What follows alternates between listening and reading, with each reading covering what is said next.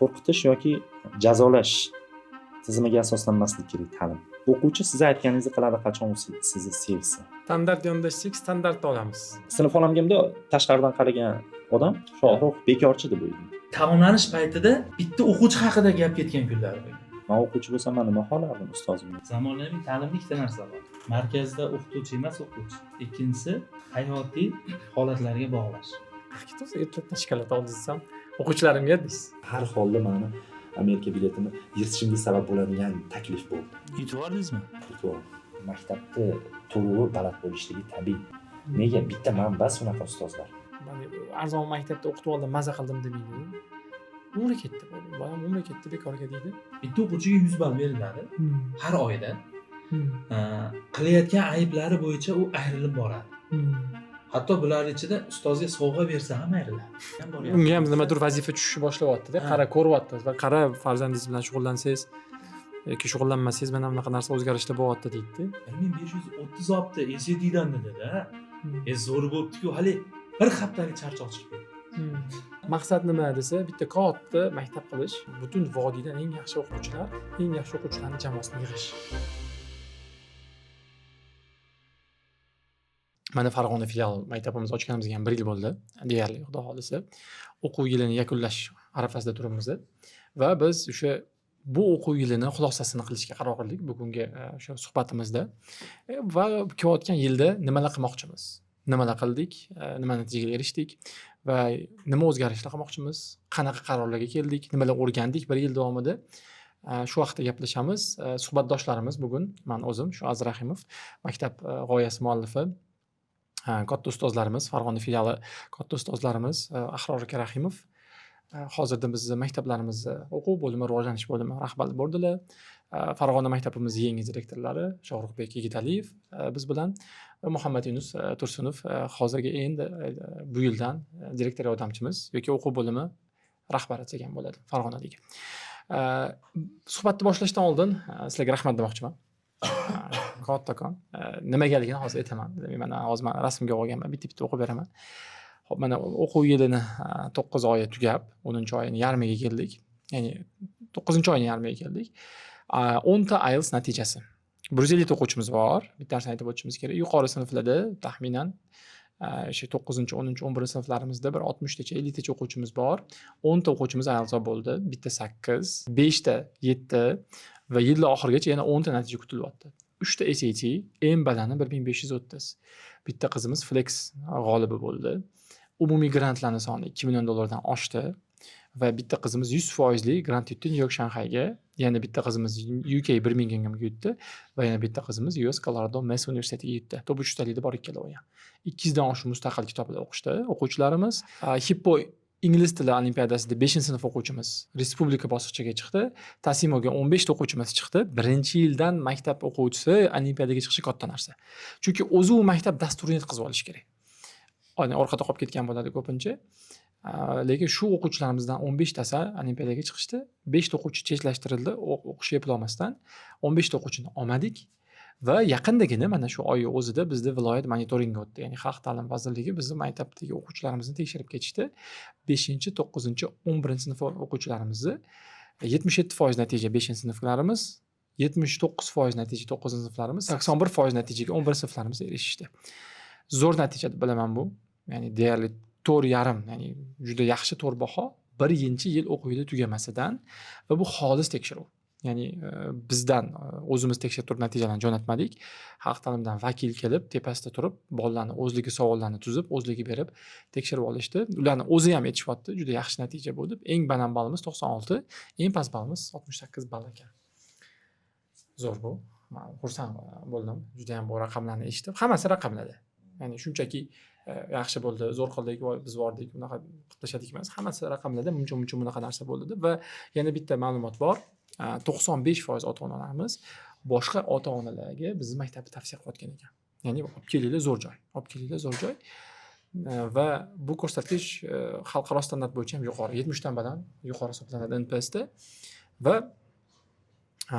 bu narsani o'zimiz ham yil davomida ko'rib keldik. 88 ta bilan boshlagandik. Mutlaq, ya'ni katta pul sarflamadik yil davomida marketingga, reklamaga, lekin o'quvchilarimiz deyarli 2 barobar ko'paydi. sizlarga rahmat demoqchiman. Bu natija uchun butun jamoaga, butun o'sha asosiy mana o'zinglar boshida turdinglar shu narsani va endi qani nimalar bo'ldi? Qanaqa qilib bu narsalarga erishdik? Ustoz, sizdan boshlasak. Ya'ni yaxshi ko'rsatkich o'zbek maktablari orasida, Farg'onada o'zbek maktablari kam juda ham. Qanaqa bu natijaga erishildi? Nimalar qilindi?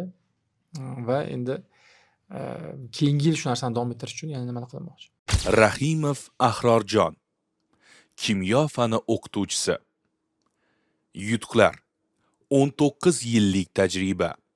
Respublika yil o'qituvchisi tanlovida dars o'tish metodikasi nominatsiyasi g'olibi. Farg'ona shahar hokimligi tomonidan tashkil etilgan video darslar tanlovida g'olib. 2009-yildan boshlab o'quvchilari oliygohlarga grant va kontrakt asosida talabalikka qabul qilingan. Hozirda Rahimov School Farg'ona filialida ham o'quvchilarga kimyo fanining hayotga tatbiq etilishi bilan chambarchas bog'liqligi asosida darslarni tashkil qilib kelmoqdalar. Avvalambor sizga ham rahmat. Haqiqatda hozir gapirilgan gaplar hammasi fakt, asoslik. Bunday natijaga erishishda har bitta jamoa a'zosi o'zini individual vazifasini sidqidildan bajardida, hamda jamoada uzviylik bo'ldi. Halida qanday deb tushuntirsam bo'ladi? Hamma har qayerga tortmadi debmi? Hali sepochkadaqa bir xil ketdi. Sepochkada bittasi uzilib qolsa, butun boshli bir o'sha jihoz ishdan chiqadi-ku. Xuddi shunaqa bo'ldi. Har bitta ustoz o'zini ham vazifasini bajardida, jamoadagi qadriyatni, tartibni bajargan holatda o'zini erkinligini ham qo'yib qo'ydi. Mana misol uchun bitta o'qituvchi darsga kirish kerak degan bo'lsa, ikkinchi o'qituvchi qolganini qurdima dedi, u ham bitta gapi bitta boshdan chiqdi. Xuddi shunaqa ketdi. Misol, mana esse yozish darajasi bor-ku IELTSda. Shu narsaga yordam berishga ona tili ustoz bevosita o'zini hissasini qo'shdi. Chunki qanday qilib ingliz tili, boshqa tilda insho yozadi. O'zini tilda. Ona tilida yozish kerak emasmi? Shuni yozgandan so'ng keyin ingliz tilida chiqadi. Shuning uchun fanlar aro bog'liqlik degan narsa ham amalga oshirildi. Fan aro bog'liqlik qachon bo'ladi? Ikkita fan ustozi kelishsa bo'ladi. Qachon ular kelishadi? Ular qachonki o'zaro bir-biriga suhbat bo'lsa. Mani fanim, menikini o'qiysan, qolganini bilmayman desa, bunaqa narsa bo'lmaydi. Bunaqa narsa bo'lmaydi. Bunda maktab muhiti shu narsaga javob bera oldi. Birga taomlanish ham hattoki mana shu narsaga, mana ustozlardan bilan taomlanamiz. Ba'zi bir taomimiz taomlanish paytida bitta o'quvchi haqida gap ketgan kunlar bo'lgan. Yoki bitta sinf haqida gap ketgan kunlar. Men o'zim guvoh bo'ldim. Qaysidir bola gaplashiladi, ana unda mamlakat qilibdi, bunaqa qilibdi, nima qilsak bo'ladi, shuni deb mana shunaqa gaplashishlar, o'zim ko'p guvoh bo'ldim. Shunda birorta o'qituvchi o'sha sinf yoki bola haqida gapirayotganda be'tibor bo'la olmaydi. Hatto darsga kirmasa ham. Nimaga? Birinchidan o'quvchi soni oz.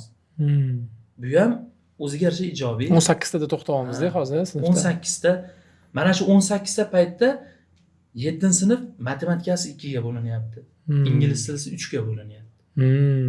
5-sinf ikkala 5 ni qo'ysak 25 nafar. Matematikasi alohida o'tilyapti. Darajasiga qarab albatta. Ingliz tilisini 4 ta ustoz o'tyapti. Darajasiga qarab. Bu darajaga ham bir oyda keldik darajaga bo'lishga.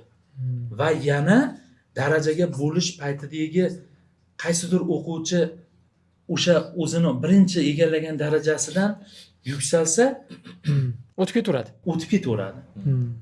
25 ta odam to'g'riga bo'lsangiz, 6 tadan tushadi-da. Shunaqa. O'zi xalqaro tajribada ham, O'zbekiston tajribasida ham 10-12 ta o'zi. Shunaqa. 10-12 ta.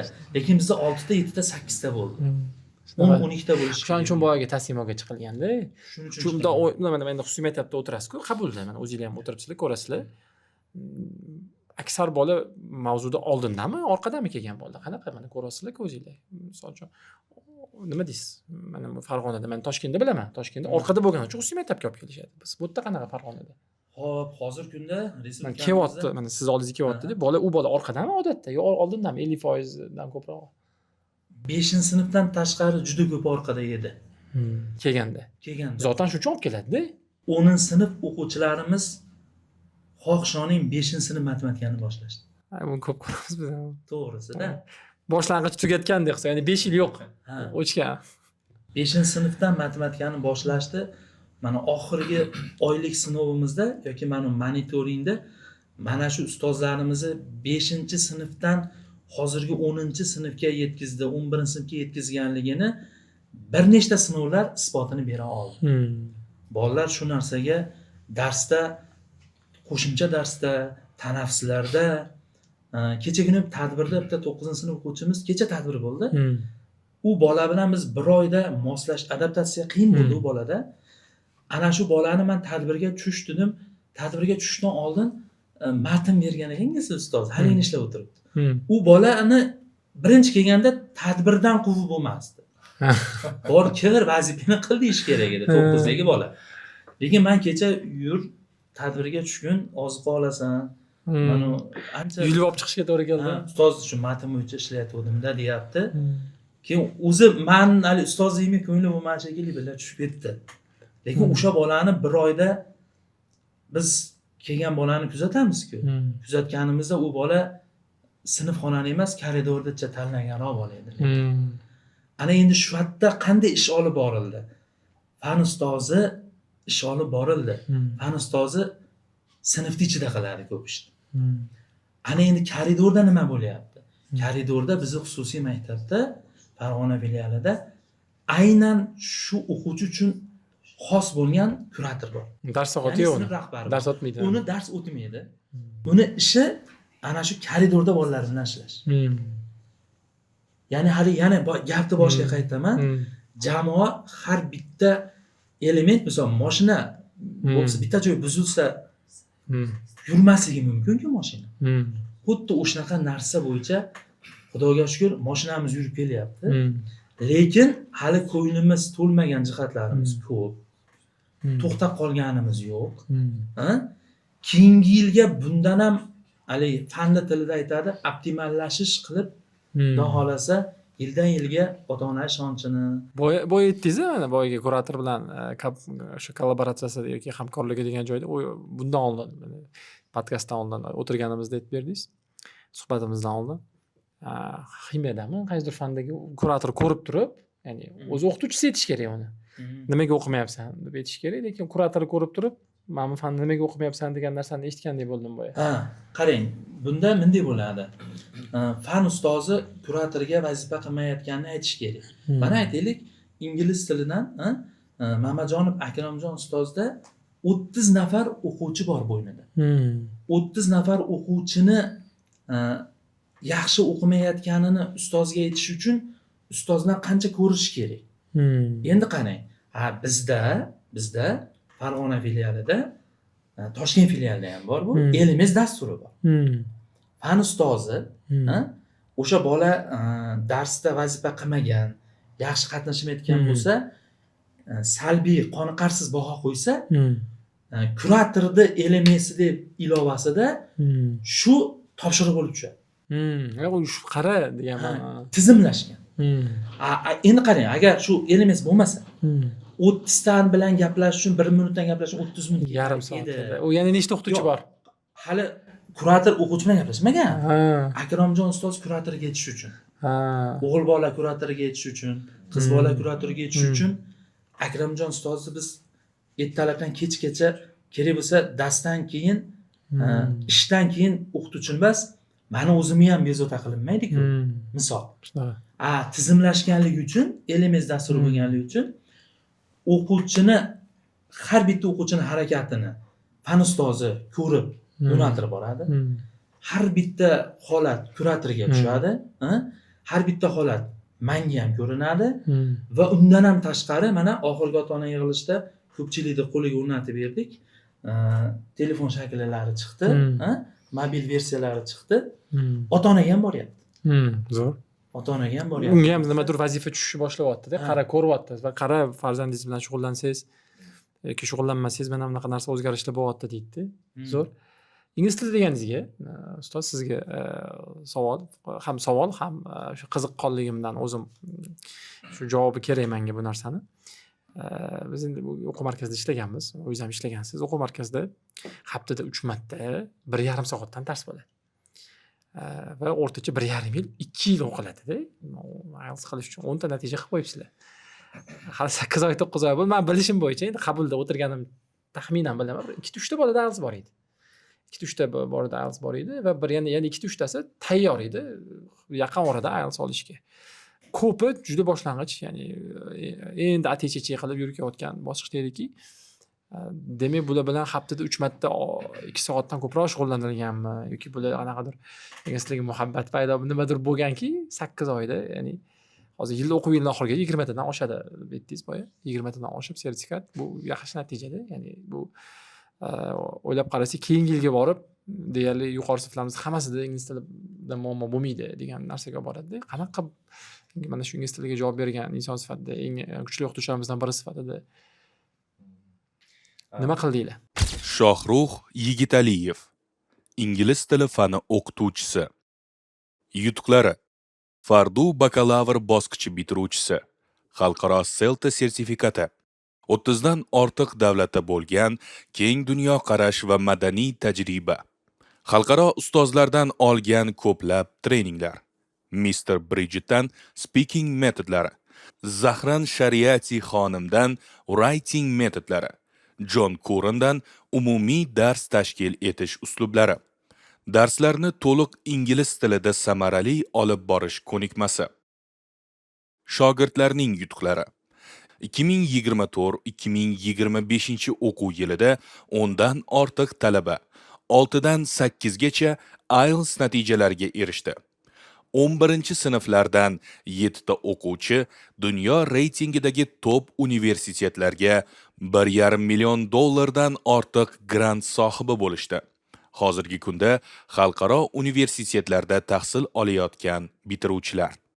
Hozir ustoz bolalarni rag'bat qilish bo'yicha ularni o'qishga, ya'ni qiziqtirish yoki ulardagi paydo bo'layotgan muammolarni tezroq yechishlik yo'lidagi avtomatlashgan tizim haqida gapirib o'tdim. Endi men asosan bitta o'qituvchi va o'quvchi munosabati, ya'ni inson omili haqida gapirmoqchiman. Qanaqa qilib bunaqa natijaga erishdik? O'quvchilar ya'ni haqiqatda qanday bunaqa ya'ni chiroyli natijalarga erishyapti? Avvalo o'qituvchi sifatida ayta olamanki, qo'rqitish yoki jazolash tizimiga asoslanmaslik kerak ta'lim. O'quvchi siz aytganingizni qiladi qachon u sizni sevsa. Siz sevish kerak birinchi. Biz ustozimiz aytardi, avval sevdirib olgin, keyin qiynaysan, azoblaysan. Muhabbat bilan azoblaysan-da. Mana shu narsani juda ham muhim deb hisoblayman. Juda ham muhim bu, ularni eshitish kerak. Men o'quvchi bo'lsam, men nima xohlardim ustozimdan? Meni eshitishini xohlardim.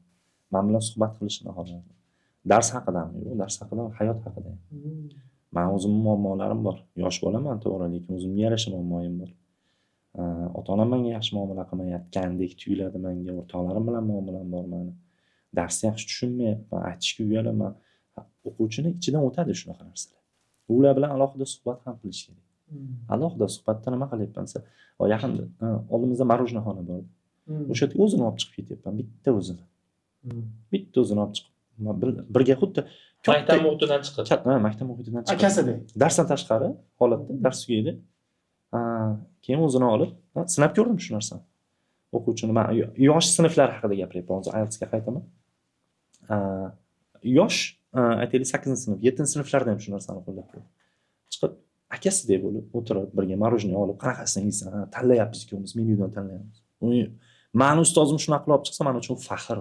Men yaxshi ko'rib qolaman, kerak bo'lsa akamdan ham ko'p yaxshi ko'rib qolaman. Aytgan bo'ladi men uchun. Chunki menga qayg'uryapti u. Mehr beryapti. Ana shu narsani natijasi maktabdan ketaman deyotgan o'quvchini hozir yo'q, nimadir qiling qolaman men bu maktabda degan holatga o'zgartiryapti. Quyi sinflarda bo'layotgan holat bu. Yuqori sinflarda nima desa, ular o'sha balog'at yoshiga yetyapti. Ularda nima bo'lsa, ularda o'ziga yarasha muammosi bor. Akademik holatdan tashqari, ya'ni uni eshitsangiz, sizni yaxshi ko'radi. Keyin darsda ham sizni, ya'ni o'qituvchi sifatida chiroyli qabul qiladi. Nimaga? Siz u qayg'urasiz. U inson, ya'ni u o'quvchi haqida qayg'urasiz. Akademik holatda o'sha siz berayotgan materiallar bilan ishlab olgandan tashqari tanaffusda qoladi ustoz deydi, keyin o'zi nimasini aytishni boshlaydi. siz yana qayg'urasiz unga, u ya'ni o'rtada munosabat paydo bo'ladi, chiroyli munosabat, ya'ni ustoz shogirdlik munosabati. Ya'ni mana shunaqa munosabat juda ham muhim deb hisoblayman shaxsan. Va maktabda ham shu narsani boshidan o'quvchilar bilan birinchi kundanoq ularni qaysi maktabda o'qigansiz, qanaqa mavzulardan o'qigansizlar, nima mavzuga yetib kelgansiz, qaysi unaqa emas savollar, qayerdasiz, nimaga qiziqasiz, ularni qiziqishidan so'rash. Xo'p, ya'ni ularda qiziqishini bilib turib, keyin o'zimizni qiziqishlar haqida u mushtarakligini ko'rsatishlik, ya'ni bu hayot yo'lida. Va mana shu orqali do'st bo'ldik ular bilan. Aka singil, aka uka bo'ldik. Ota-onalar majlisida kelardi ustozlar.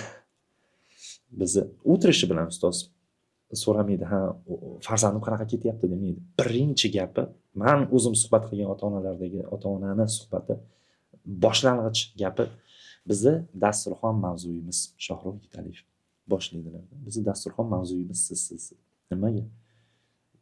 Farzandim keladi, ha, bunaqa qilyaptilar ustoz, bunaqa. Siz gapirishni boshlaydi. Keyin dasturxon siz haqingizda gaplashib o'tiramiz.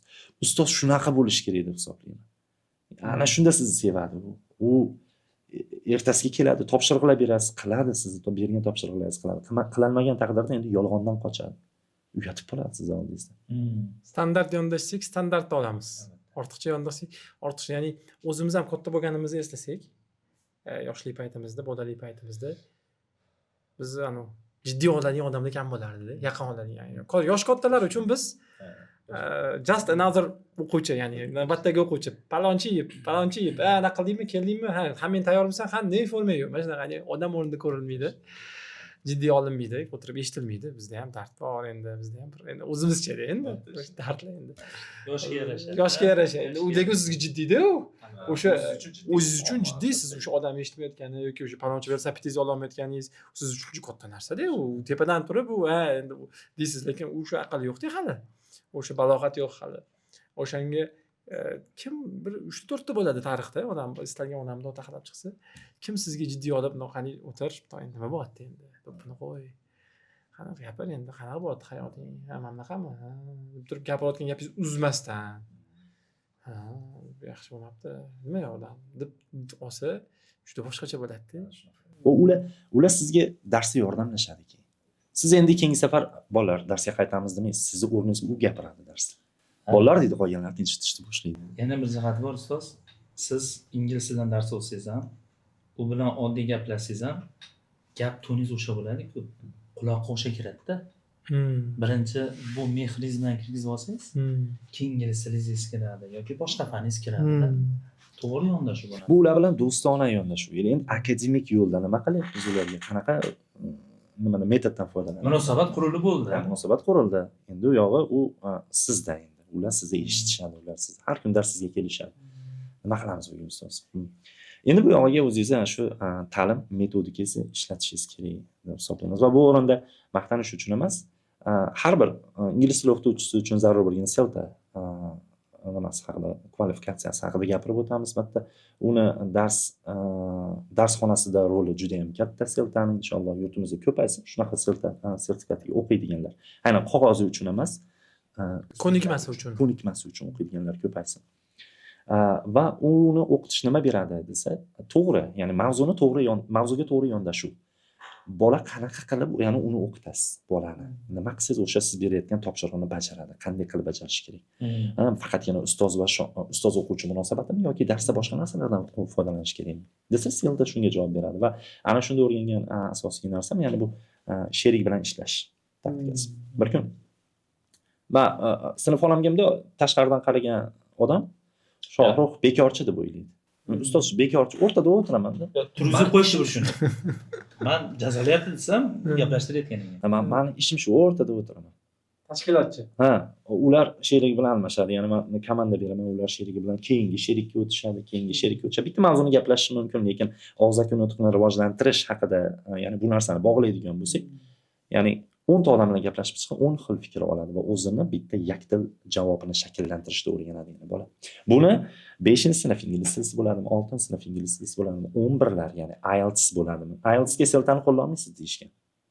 Qo'llayolmaysiz deganlarga yaqinda bir o'quv markazimizga borib, aynan IELTSga SELTA metodikasini qo'llab ko'rsatib, ya'ni natijalar chiqdi. deb qolishdi. Ha.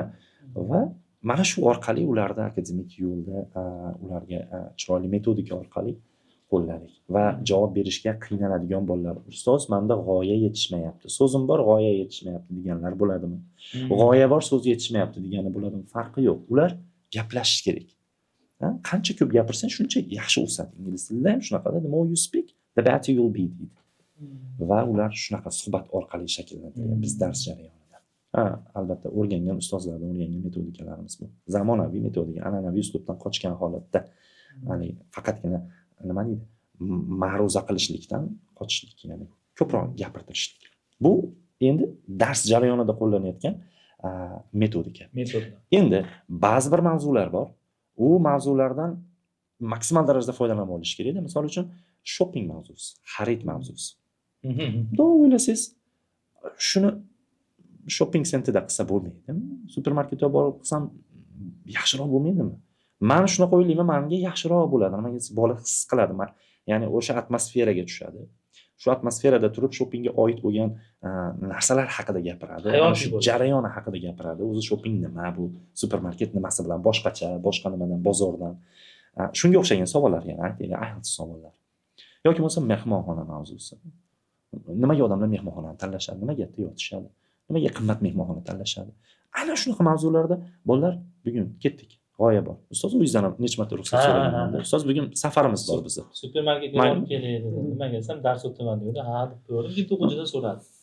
Flagman misol uchun savdo markazi bor. O'sha yerga bordim. 3 xil mavzuda suhbat qildik bolalar bilan. Og'zaki nutq, speakingni oshirish nimamiz, maqsadimiz o'sha kunda. Nima qildik? Supermarketning, ya'ni inson hayotidagi roli, ya'ni u kerakmi, o'zi kerak emasmi degan narsaga. Supermarketga kirdikda bolalarga savol beryapman. Ikki para qilib qo'yib yubordim. Pavilyonlarga, qatorlarga qo'yib yuborganman. Sotuvchilar hayron. Qarab turibdi hammasi. Endi bular bo'lsa, u odamlar oldida gapirish kerak. Ikki tomonlama yutuq.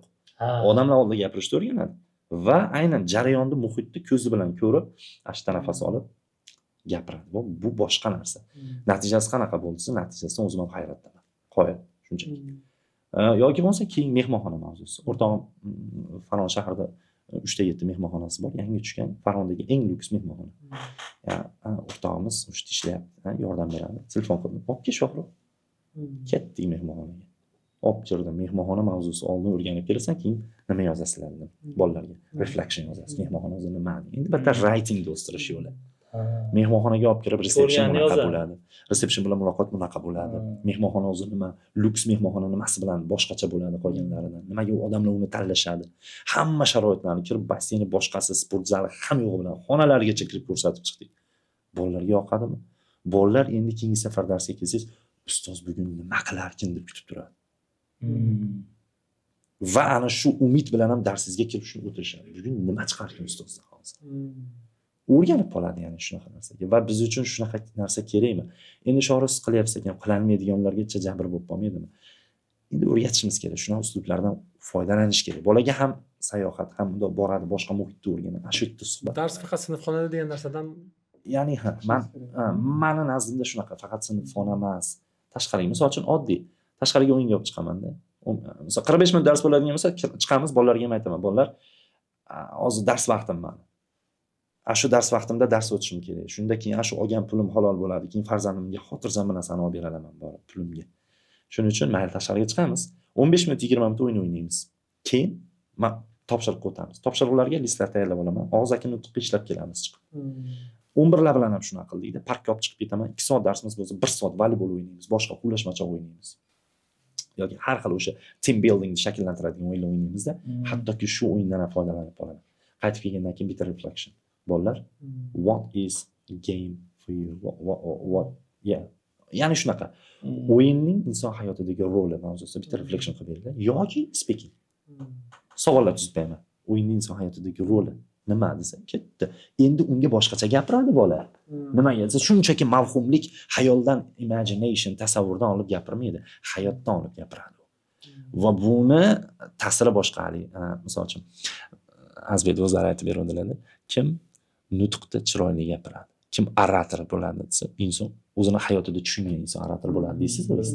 Ya'ni bola bilsin ya'ni, bilsin o'yin nima degan savolga parkda o'ynashlik yoki bo'lmasa sinfxonada o'ynashlik farqlari nimada? Shuncha gapirtirmoqchisiz bolani. Ana endi ular gapiraversin, siz eshitavering. O'rtada turib eshitib. Ustoz hozir gaplaringizdan kelib chiqib, hozir hamma joyda zamonaviy ta'lim deyilyapti. Zamonaviy ta'limda ikkita narsa bor. Markazda o'qituvchi emas, o'quvchi. Ikkinchisi hayotiy holatlarga bog'lash. Endi qarang, siz hozir bitta gapingizdan kelib chiqatyapmanki, bola o'zgacha fikrlaydi deyapsiz-ku.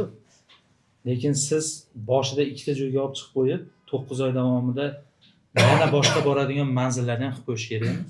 Ya'ni ustoz o'z ustida ishlaydimi? Deganimki, bizni maktabimizda har bitta ustozimiz hozir bitta chegaralangan sonda olib chiqyapmiz ustozlarni. Hamma sig'maydi. Hamma sig'maydi. Har bitta ustozimizda mana shu tizim bor. Tizim qanday? Hali dars o'tish rejimida. Bugun matga olib chiqaman, ertaga keyingi safar matga olib chiqaman deganda olib ketadi. Jamoamizda mana bitta ustozni nimasini albatta. Endi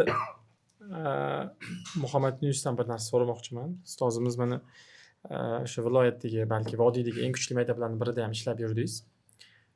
Bir kun do'konda ko'rishib qoldik siz bilan. Shikolat oldingiz.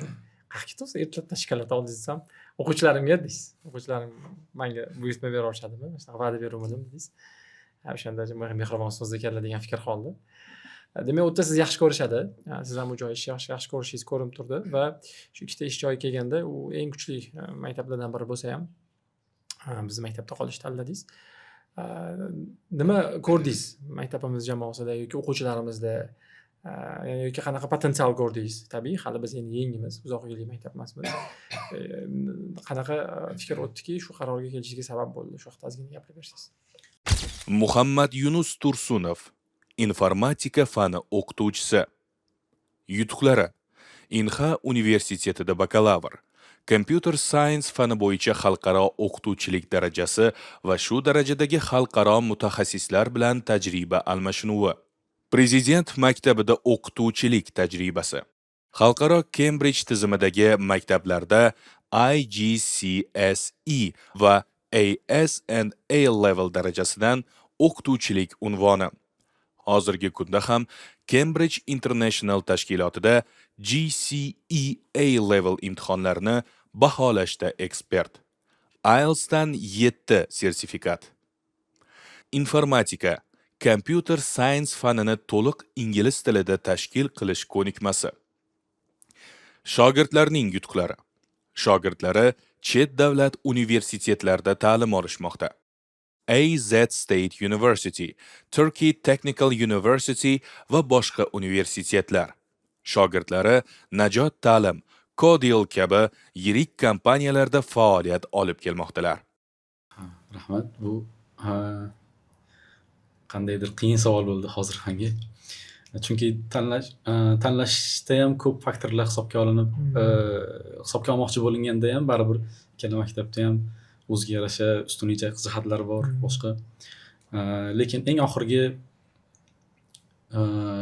to'xtalgan qarorimda shu faqat o'quvchilarni o'stiradigan emas, o'zim ham o'sadigan muhit va o'quvchilarni ham va ko'proq odamga manfaat bera oladigan, qaysi birida ko'proq manfaat bera olaman. Shu nuqtai nazardan qaradim. Keyin undan tashqari masalan tizimda ozgina farq bor, tizimlarda boshqa va yana bir nozik nuqta bizda, ya'ni Rahimov Schoolda tarbiyaga alohida boshqacha e'tibor berilgani, tarbiya mutaxassislari ayniqsa haqiqatdan ham kam sonli tarbiya mutaxassislaridan bittasi bo'lganligi, ya'ni kishi Bolalarda nima o'zgarishni ko'rdingiz? Mana 1 yil ishladingiz-ku. Yilni boshidagi bolalarni ko'rdingiz. Yilni oxiridagi bolalarni ko'rib turibsiz mana. Ha. Ko'z oldingizda demak bolalar qanaqadir o'zgardi, boshqa bo'ldi. Qanaqa o'zgarishlar sezasiz shu bolalarda?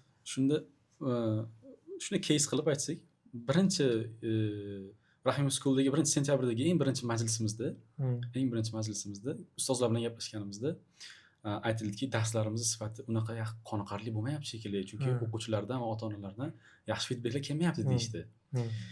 Keyin attagi tajribali bir ikki ustozlar aytishdiki, to'xtanglar, bu birinchi yilimiz va birinchi oyimiz hozir. O'quvchilar o'zi o'quvchilar bilan moslashib munosabat qurish uchun vaqt ketadi aslida o'qituvchini o'zida. Hatto o'quvchilar bir-birlari bilan hali moslashib ketishgani yo'q. Endi kelishdi boshqasi nima. Bitta ota-onamizdan iltimos bo'ldiki, shu meni o'g'lim ko'proq qiziqtiringlar, men borgim kelmayapti deyapti maktabga. Bormay qo'yib 7 sinf bolalar. 8-sinfida. Ali ismi. Hozir shu bolani shanba kuni ham ketkiza olmaysizda. Kechqurun 7 gacha ham o'tiradi-da darsda. Ustoz aliga dars tugagandan keyin ustoz ozgina gaplashaylik deb o'tiradi-da. Aliga qanday desam bo'ladi? 180 gradusga o'zgargan. Umuman o'zgargan. Va aynan tarbiyadagi o'zgarish ham shunaqaki, birinchi balki bu hali moslashmagandan bo'lganmi o'quvchilar, hatto salom berish san'ati ham, salom berish madaniyati ham yo'q edi. Har qayoqdan kelgan bolalar kamroq edi. Deyarli yo'q edi desam bo'ladi. Ustoz to'g'risi, chunki bunday ko'rardik. Tabiiy. Shunday. Keyin sekin ya'ni bu narsa ya'ni hozir mana ancha bo'ldi bunga. Ya'ni 2-3 oyda yana o'rniga tushib ketdi. Keyingi undan keyingi bo'lgan majlisda o'shanda ustozlar to'g'ri aytishgan ekan. Tajribali ustozlar baribir hali bir-birlari bilan kirishib munosabat o'rnatib, keyin ustozlar va o'quvchilar munosabat o'rnatib, keyin mana hozir IELTS boshqa natijalar deb ketyapmiz. Ancha yaxshi bo'ldi deb o'ylayman. Yana bitta jihati shundaki, nima uchun tarbiya? Men ko'p o'ylayman, o'zi o'ylab kuzatishni yaxshi ko'raman. O'ylab kuzatib yuraman. Ko'p maktablarda yaxshi bilimli o'quvchilarni ko'pi tarbiyaga muhtoj. Qanaqa ma'noda? Ular ratsional fikrlaydi. O'sha foyda zarar, manfaat. Mana shu. Va bu sekulyar. Aynan qayerdan nima foyda olaman, nech pul topaman? Xuddi shunaqa. Umuman ro'parasida turgan odamni emas, faqat o'zini, faqat egoizm, xudbinlik. Xuddi shu ego. Faqat o'zim degan narsa bor. Va xuddi shu masalan ratsional fikrlab Raskolnikovni kampirni o'ldirdi, uni singlisini o'ldirdi-da masalan. Lekin u juda talantli, akademik jihatdan umuman tengi yo'q talabalardan bittasi edi. Ya'ni shu taraflama ham o'ylab qaraydigan bo'lsak, tarbiya va nima uchun tarbiyaga bizda ko'proq e'tibor berilyapti? Shu taraflama o'ylab qaraydigan bo'lsak, aynan to'g'ri ish bo'lyapti. Ya'ni ilmni foydasi ko'proq odamga tegsin-da, faqat o'ziga emas. Xuddi shunaqa. Oilasiga tegsin, yashab turgan joyiga, vataniga, qishlog'iga, ya'ni tegmasa u ilmdan anaqa yo'q-da. Ya'ni faqat o'ziga, ya'ni u hali o'ziga ham foyda olib keladimi, yo'qmi, ya'ni agar u xudbin bo'ladigan bo'lsa-da. Shunday. Hatto o'ziga zarar berib qo'yishi mumkin u ilm. Agar qandaydir bir tarafdan unga ruh kirgizilmasa, nima uchun degan savolda ustozimiz aytdilar-ku, ya'ni har bitta bolaga kirib, mana matematika o'rganib olsan, ingliz tilini o'rganib olsan, muhandis bo'lmoqchisan, nima uchun? Yaxshi yashamoqchisan, nima uchun? Ya'ni oxir oqibat bu emas, yo'q. Biz xizmatga kelganmiz, vatanga xizmat qilamiz, mana shu xalqqa xizmat qilishimiz, shu yerda tuzini yedik, nonini yedik.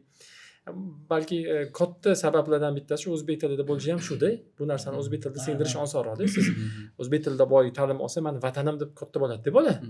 Siz uni ingliz tilida o'qitsangiz, rus tilida o'qitsangizda, u o'zini yashab turgan joyida immigrantdek his qiladi-da o'zini. Ya'ni maqta gaplashyapti. Men tushunmayman, mama, pap, что они говорят. Tushunmaydigan holat bo'ladi-da. Shunga ham balki boshida ota-ona endi Farg'onada rus tilida juda anaqa talab qildi ekanda. Maktabda o'zbekmi deydi-da. Jiddiymi dedim dog'ara. Jiddiymi? Rostdanmi? Rusini fili yo'qmi? Xususiy masala o'zi. Narxida 3.900.000, lekin rusini fili yo'qmi? Nega qimmat? Yo'q, o'zi qimmat. Hozir uni ham yana rus tilida emas, mayli, ana qimmatligi xuddi chidi. Bu rus tilida bo'lganda arziydi qimmat bo'lganda. Nega deganda mana xuddi shu narsani, ya'ni biz immigrant tayinlamoqchi emasmiz. Borsin, ishlasin, pul to'plasin, gap yo'q. Zo'r bo'lib ketsin, qayerga borsa ham, qolsa ham zo'r bo'lib ketsin. Mana ustoz bilan hozirgina gaplashdik. 19 ta bolamiz, 16 tasida demak til sertifikati, yo'q, 16 tasi yaxshi, katta, yuqori natijali til sertifikati, ya'ni yuqori ball. 19 tasi sertifikat bilan chiqyapti. Til o'rgatib qo'yish 1 yilda qilsa bo'ladigan ish ekan. Harakat qilsa, demak bola, o'quvchi harakat qilsa o'rgata olar ekanmiz. 2 yildagi, demak aniq. Ko'pchilikka 3 yildagi birorta yuqori sinf qolmasa kerak. Endi til o'rgatib qo'ya olganmiz. boyagi fanni o'rgatib qo'yyapmiz, grantlarga kirg'izyapmiz, Amerikaga jo'natyapmiz, mana bitta qizimizni 11-sinfga. Bularni qila olayotganmiz-ku. Endi bu borib bo'ldi mana eng kerak emas, nima deydi, ojiz paytida, hali qo'lidan ish kelmaydi, pul topmaydi, soliq to'lamaydigan paytida 18 yoshgacha biz buni ko'tardik, ota-onasi boshqasi bo'lib shu qolib ketsa keyin. Nima bo'ldi? Ya'ni bu kim rivojlantiradi? Bu kim foydasi? oxir oqibat nima bo'ldi? Tayyor immigrant chiqaribman deb berib yubordikmi? Koreyslarga, yaponlarga, amerikaliklarga, nemislarga ular ovuradi, ularda xalq yetishmayapti, qirilib ketyapti. Tug'ilish kam, qarilar ko'p. Keyin mana tayyor 18 yoshli bola keldi, to'ring eshitib, grantga o'qitaman. Tayyor menga bola deydi-da. O'shanga, ya'ni hammaga kerak-da, o'shanga grant beradi. Ya'ni mana shu narsa, ya'ni biz o'zimizdagi eng zo'r umid fondi bo'lgan 99-yil. Ko'pchilikning umidi oqlamadi. Mana shu umid fond biz ham ularga umid deb qarab, mayli 100% bo'lmasa ham shu ehtimolligini oshirish degan narsa. Mana o'zingizlar ham aytdinglar. 6 kishi olib o'tirishib ingliz tilida. 9 kishi, 8 kishi o'tirishibdi matematikada. Vaholanki matematika ustozlarimiz juda kuchli. Universitet, Farg'ona degan kishi universitetlarda dars berishadi, lekin bir vaqtning o'zida biz maktabda ham dars berishadi. Bularning hammasi bor mablag'ga taqaladi. Sinfdagi bolalar 20 ta, sinfdagi bola soni 20 ta, kichkina sinflar. Ularni 10 ta, 5 ta qilib bo'lib olamiz. Zo'r o'qituvchilar olgan, so'ng maktab o'zi zotan katta emas. Bu yil balki 350 taga mo'ljal qildikmi? 300 ta, 350 ta reja qildik. Bu ham katta emas. Narx shundan kelib chiqdi, bu yil narx oshirmadik. Katta ehtimol, ya'ni ovqatni ichiga qo'shib yubordik va narx asli pasaygandek bo'ladi, oshmagani, demak pasaygani bo'ladi. Shu tomondan izohlab ketsak bo'ladi. Narx nimaga bunaqa desa. Narx masalasida ota-onalar bilan suhbat qilaman. Ne qimmat? Haqiqatda Farg'ona sharoitida 3.900.000, ba'zi bir o'sha xususiy maktablarga solishtirganda 1.5 barobar qimmat. Nimaga deyishadi? Aytaman, chunki biz oyligimiz baland deyman. Bu haqiqat. To'g'ri. O'tgan yil o'sha bu o'quv yiliga o'qituvchi bo'lib kelgan bo'lsa, mana 2024-yil iyul oyida dadam bilan suhbat qilyapman. Maktabga kelib ketgandim. Albatta, nima botdan men ariza topshirganman, o'sha qabul qilingan, kelganman. Demo dars o'tib berdim, o'sha suhbatdan o'tib, oyligimni ya'ni aytishdi. Shuncha oylik. Taxminan. O'sha paytda Amerikaga qo'limda bilet turgandi. Men Amerikaga ketishim kerak. Nega deganda, men dadamlar istashadi, ya'ni o'g'il sifatida, ya'ni faxrlanishadi. Amerikada ishim bor meni. Bu yoqqa ketishim kerak. Va ketishligim tarafdoriman. Nega? Bitta o'g'il borgan, sharoitini qilgan, keyin qaytib, faqat qaytib kelgan, sharoitlar qilib kelgan, biznes boshlaydigan bola bo'lib kelgan, ertaga mablag' qilib kelgan. Sarmoya, ha? Ota sifatida istedilar shuni. Ya'ni farzandingiz bo'lsa, qaysi ma'noda borgan qolib ketmagan, lekin qaytgan. Lekin ozgina ishlar yozsam bo'lam deydilar. Dadam ham tushunolmasa bo'lyapti. Va maktabdan kelganimda dadamlar qarindoshlarimiz bilan bir joyda ekanlar, telefon qilyaptilar. Dadajon, borib keldim maktabga. Juda ham yoqdi. Menga yoqdi. Rostdan yoqdi. O'zi qo'limda bilet turibdi Amerikaga. Nima qilasan buni? Dada shuncha oylik taklif qilishdi. Dadam qoniqtirmadi boshida. Zotan u oylik, ya'ni taklif qilingan oylik, ya'ni qoniqtirmadi o'g'lim. Deyaptilar. O'zi u oylik mundoq solishtirganingizda Farg'onada u oylik bilmayman, shu men uchun ustozga beriladigan eng baland oylik bo'lsa kerak. Va keldim, keyin aytdim rostini. Kechagi suhbatimizda shunaqa vaziyat menda. Qancha siz? Mana shuncha bersiz qolsam kerak, dadam bilan gaplashib yuraman. Keyin men aytgan taklifim emas, boshqa emas. Har holda meni Amerika biletini yirtishimga sabab bo'ladigan taklif bo'ldi. Yutibordingizmi? Yutibordim. Dadam hayron. Sen menga qaytib kelgandan keyin ishlayverasan, yo'q, hozir ishlagim kelyapti. Mana shunaqa. Keyin o'yladilar, yaxshi oylik. Ya'ni o'sha ota-onalarga shunaqa qilib aytaman. To'g'ri. Biz oyligimiz baland rostdan. Boshqa joylarga solishtirganda baland. Endi bu maktabni to'lovi baland bo'lishligi tabiiy. Nega? Bitta manbas unaqa ustozlar. Haligi meni shu yerda ishlasam desa, bizga ishchi kerak edi, qilib olinmaydi. U 2000 ga yaqin kandidat topshiradi, bunga qabul qilinadi, orasidan chertib. O'zim ham yana u jarayonlarda ishtirok etdim, ustozlarda darsimni bularni kuzatib boshqa. Ya'ni bu bitta faktor deb ayta olamiz, ya'ni. Yoqadi ota-onalarga, yaxshi mutaxassislar degan tushunchaga keladi. Men o'ylaymanda ustoz, ota-ona bolasini maktabda o'qitdi-da. bizga keladi shunaqa boshqa maktablarda o'qitgan, farqi yo'q, pulli bepul bo'lsin. O'tgan yili kelgan ota-onalarni zotan 90% qaysidir maktabdan o'tkazib kelgan. 1-sinfga 10% chiqadi-da atigi. Yoki 5-sinfga ham 10-15% bola keladi. 90% qaysidir maktabdan. Va shu 90% ni 50% pullik maktabdan. Ya'ni o'zi pul to'lab yurgan. Va ota-ona keladida toqaridda puliga xafa bo'lmas ekan. Gaplashaman-ku men bilan. Pulim ketdi demaydi. Umri ketdi deydi bolam. Umri ketdi deydi. Mana arzon maktabda o'qitib oldim, maza qildim demaydi. Umri ketdi bolam, umri ketdi bekorga deydi. O'sha yerda yurdi, o'rgandi, boshqa qildi. Hech nima bo'lmadi, o'zgarmadi.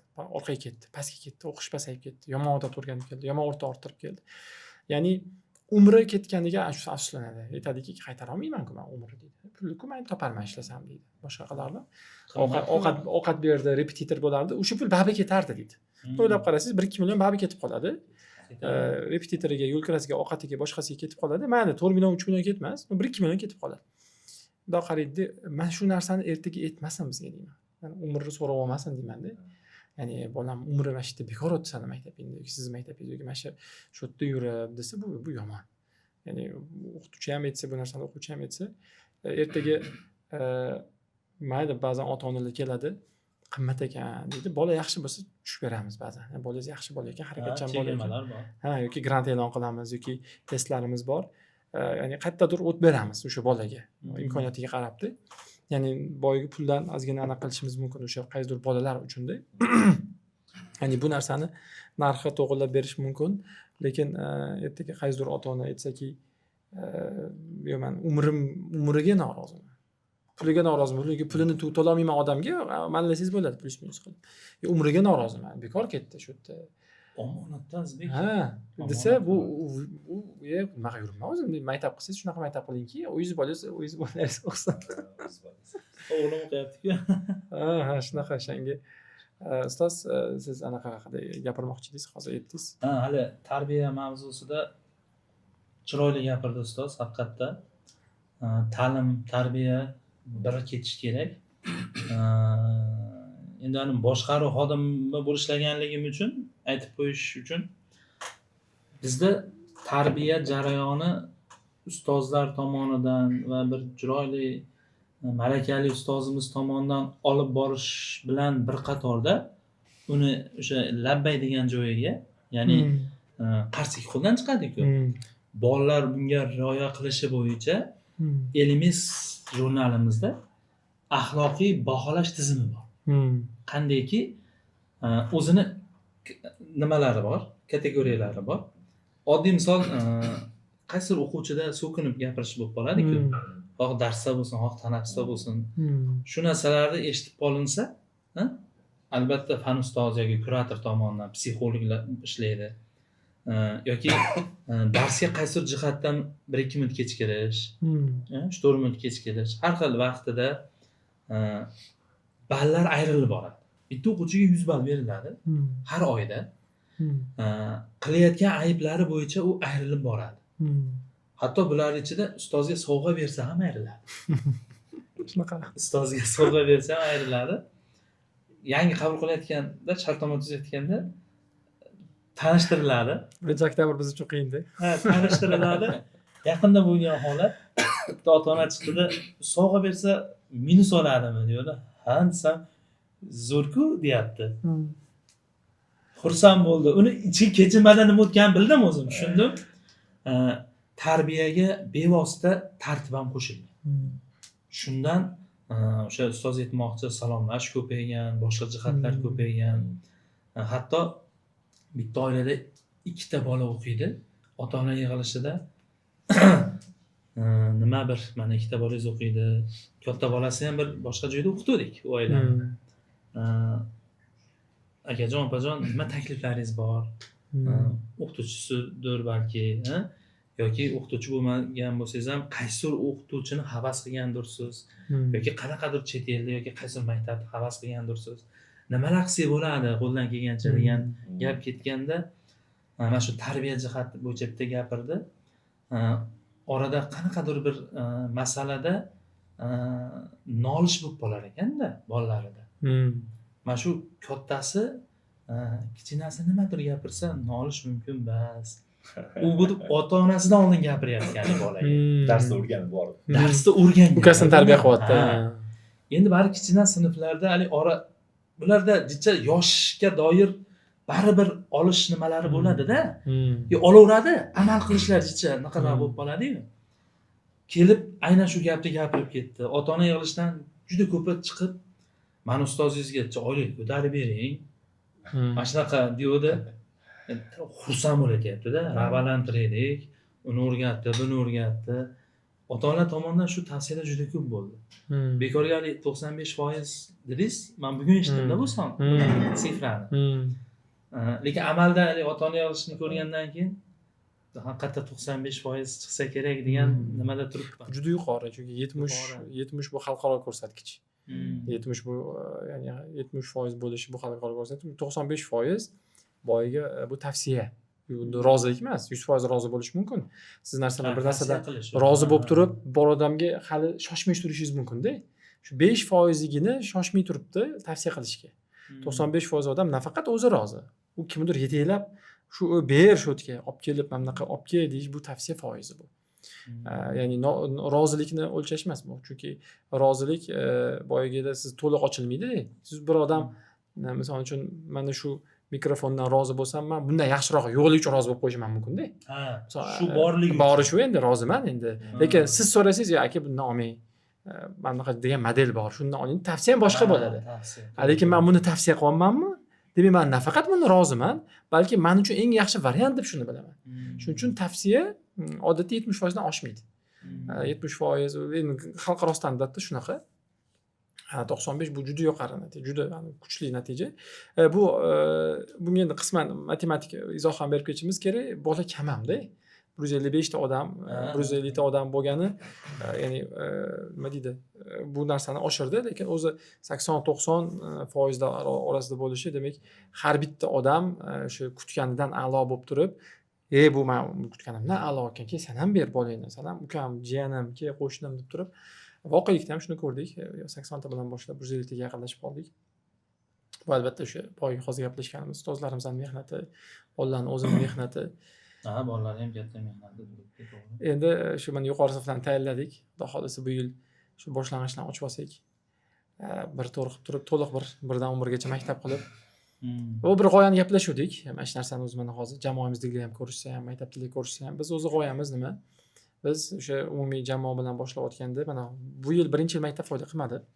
Kelayotgan yil ham katta ehtimol qilmoqchi emasmiz. Ya'ni qilmoqchi emasmiz deganda foydani olib yechib aniq qilmoqchi emasmiz. Qilsa ham o'ziga qaytib qilmoqchimiz, kirgizmoqchimiz. O'ziga ishlatib. Maqsad nima desa, bitta katta maktab qilish, Farg'onada 1000 kishilik.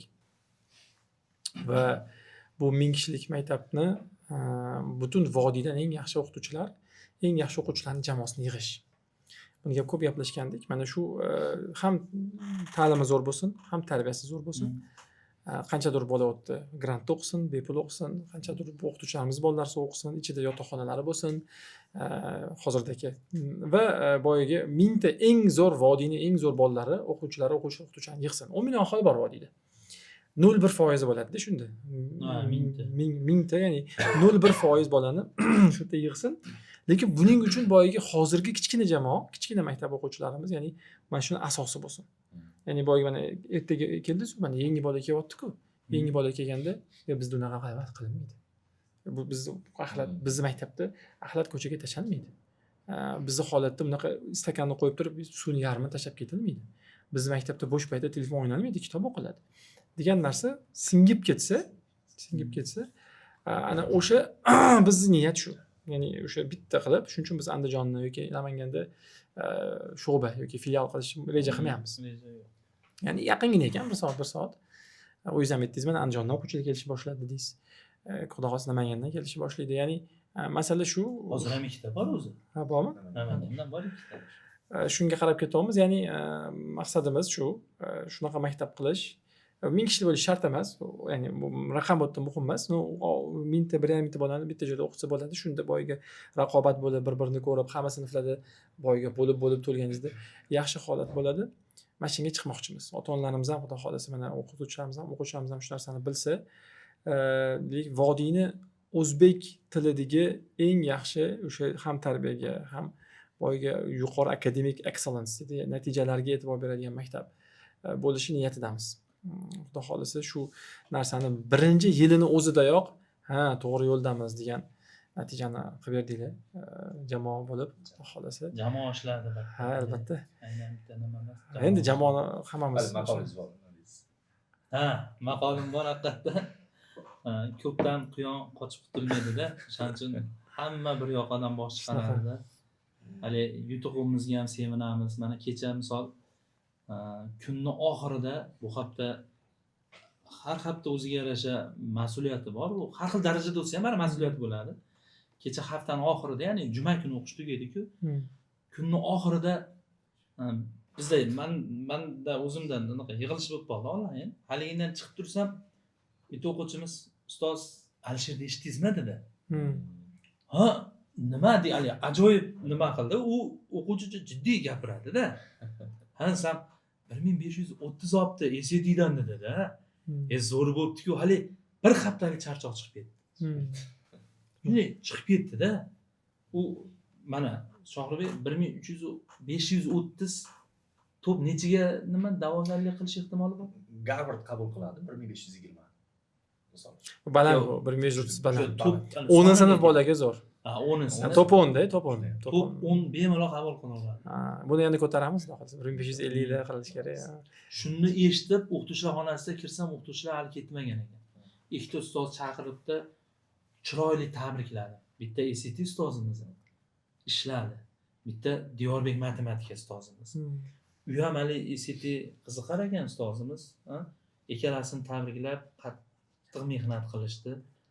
Ikkalasi nima deyapti? Alisher o'zi qattiq mehnat qildi deyapti. To'g'ri, o'quvchi ham qattiq mehnat qildi. U Alisherni-ku, misol men o'zim 7-sinfda o'qitganman. Bilaman qanday mehnat qilishini. Ustozimiz ham, ikkala ustoz ham yaxshi mehnat qilib berishdi. Bunda qanaqadir siz misol orada Muhammad Yunus ustozni ham hissasi bor bu narsaga. Nimaga? Billa o'tirib orada bir esseni ko'rganman. Shohribekning hissasi bor. Qaysidir orada kelganingizda Azizbek sizni ham hissangiz bor-da. Balki qanaqadir yo'nalishda billa bir yolg'iz o'tirgandan keyin ko'zim tushdi shekilli. Qanday gapirgan jihatlaring bo'ladi. Ya'ni deganimki jamoani hammasini hissasi bor. Hatto eshitdik qurilish xodimimiz ham Alisher zo'r gap gapirdi-da. Mana bu maktabga kelguncha dedi. Juda boshqacha edim, o'risvoy edim dedi menga. O'zgardim dedi. Juda boshqa narsalarga qiziqardim men dedi. Endi buni aytolmayman, baba kamerada-yu. Boshqa narsaga o'qish edi u qiziqish dedi. Bu yerga kelib men o'qishga qiziqdim va boyga o'zbek tiliga, o'zbek anaqaga muhabbat paydo bo'ldi va dedi men tushundim nima qilishim kerak deganday. Men bu yog'iga mana shu biz mo'ljallayotgan narsani men ko'rdim u yigitda.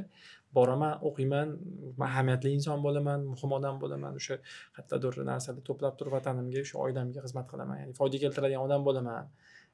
Shu biz shu yerdamiz endi, ya'ni shu foyda oluvchilar biz bo'lamiz, biz ishda yashayotgan insonlar bo'lamiz. Men xursand bo'ldim. Kulib gapiraverdi.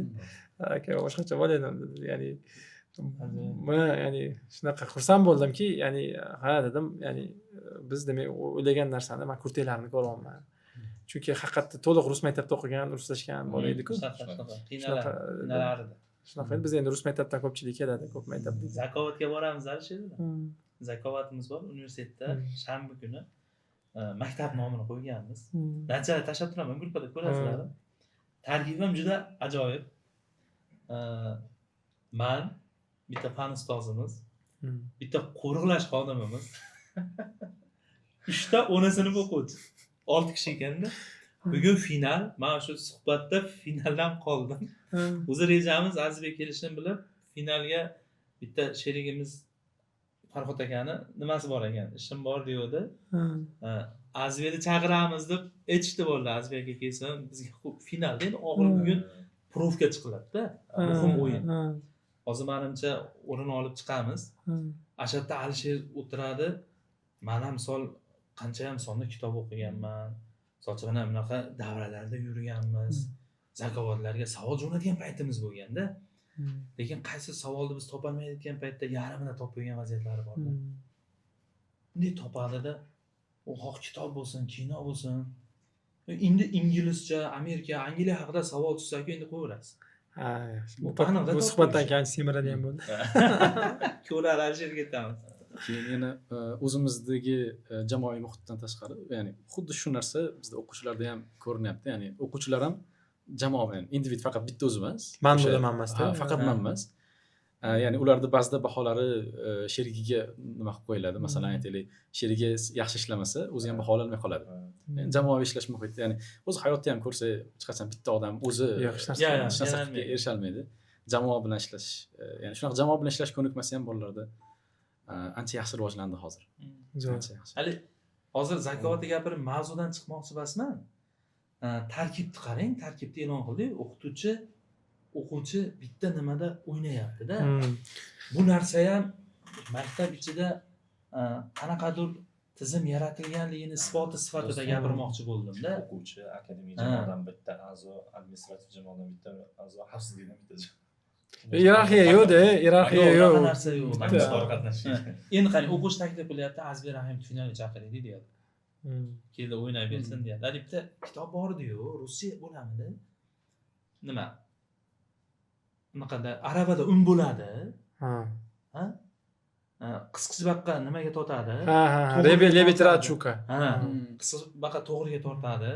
Ani cho'rtan baliq bo'ladi. Rossiyskiy deyapti adashmasam. Cho'rtan baliq suvga tortadi. G'ozmi, turnami, o'laymi, tevaga tortadi. O'sha kartinka kitob bor-da shu. Nima, esimda bor, shu kitob uyda bordi. Maktabga solishtiryapsiz. Ha, deganimki, mana shunaqa narsada mana hali Azmeda o'zi bilan gaplashdik. Keyingi yildan bormoqchi bo'lyapman-ku. Men oldinroq boray deb so'radim-da. Nega degan savol berdingiz-ku. O'shanda men bunaqa narsalar ko'rishim kerak dedim-da, misol. Ya'ni jamoa bilan qilinadi bu narsa. Hammani hissasi bor. U jamoa bilan. Hali oshpazimiz bor-ku, ashuni hissasi ham bor, ishonasizmi? Ovqat ta'mi buzilib qolsa, obeddan keyin Ergash va Dilnoza ECT ketsa, uni yemagan bo'lsa, ochib bo'lgan bo'lsa, qanday energiya qiladi? Misol demoqchiman-da. Yo'q, hatto hali ovqatda, misol uchun biz ko'p nima qildik-ku haligi ovqat. Sho'rqib bersa chanqaydi. Beradigan nimalar, povurlar ustida qancha ishlaymiz. Misol uchun mana o'zimizni oshxonamiz, o'zimizni povurimiz chiroyli qilib pishirib berishdi. Ovqat yoqmasdan kayfiyati buzilib kirgan o'quvchi, misol uchun bir ikki holatda bo'lgan. Va endi mana hozir qanaqa tizim joriy qildikki, o'zimizni oshpazlarimiz pishirishayotgan bo'lsa, atalib so'radim-da. Men qarasam chiroyli qilib ovqat qilgan ekansan. Hatto o'sha ham ta'sir qiladi. Hali jamoa deyapmiz, misol uchun. Hamma narsa ta'sir qiladi unga. Misol uchun hozir Alisherni gapirganimiz, Alisherni o'zini harakati ustozi yordami. Endi o'quvchilarda, sinfdoshlarining ham ta'siri bor-da. Mazza qiladi ular bilan gaplashib. O'ziga o'xshagan like-minded people deydi. Hammasi intilayotgan bolalar. Bular bu sinfdoshlar bilan gaplashib mazza qiladi. Kayfiyati ko'tariladi. Darsga keyin u qaysidir ma'noda motivatsiya bo'ladi. Quyi sinfdagi bolalar bo'lsa, ularga qarab va qatga qarab ketyapti. Bu o'quvchilar endi menga uyatmi, yetsam degan. Ularga motivatsiya, hayotiy, realiyada. To'g'ri. Hali bir ma'lumot eshitdim. Misol, mana shu to'ralasida ekan o'quvchi bo'lsa, yaxshi o'quvchini ta'sir doirasi ja bo'lsa bunga ekan. Yomondagi uchalasiga ekan. Hali yaxshi yomon demang, yaxshi o'qimayotgan o'quvchini ta'sir doirasi yaxshi o'qiyotgan o'quvchidan kengroq ekan. Shunaqa. Mana shu faktni Azbi o'zingiz bir aytdingiz menga. Shunaqa. Siz o'zi 1-avgustda gaplashganmizdan. Shunaqa. Pastga tushish oson dedi oyim. Ha. Tushib olish ham oson, tushish ham oson.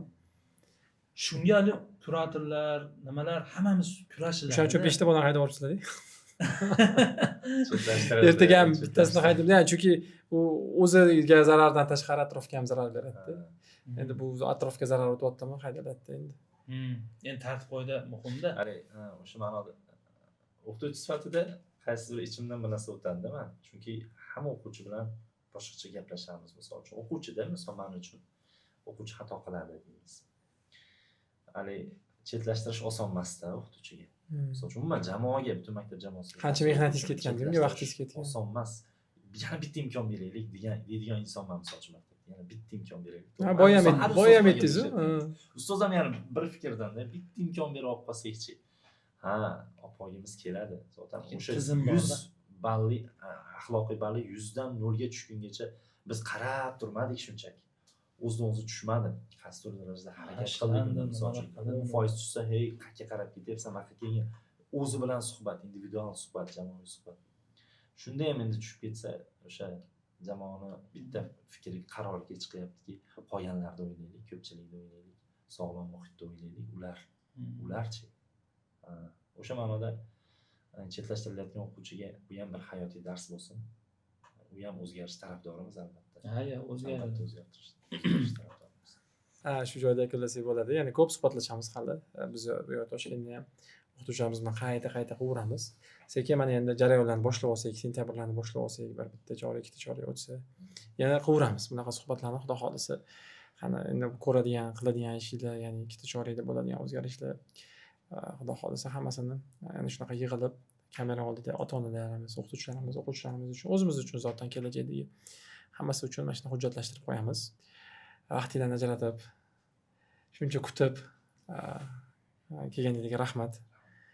Juda ham zo'r suhbat bo'ldi. Maza qildik. Kelganimizga Farg'onaga sizga rahmat. Zo'r bo'ldi. Maza qildim haqiqatda. Ya'ni vaqt qanaqa o'tganini bilmay qoldim. Biz 1 soat qilmoqchi edik, 1 soatdan ancha oshib ketdi. Rahmat. Sog' bo'linglar.